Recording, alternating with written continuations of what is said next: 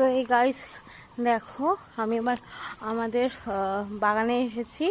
তো এই দেখো আমার মা এখন আম পাড়তে উঠেছে। এই যে এখানে চেয়ার ছিল, চেয়ারে উঠে এতক্ষণ ধরে আম পাড়ছিল, ওই যে নিচে পড়ে আছে।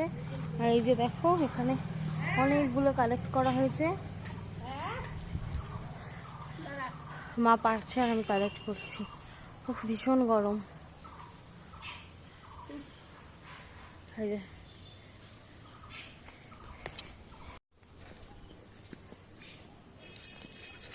এই দেখো গাইস এখন আমের ইয়েতে যাচ্ছি। ওই যে আর মা এখন গেছে ওখানে আম পাড়তে।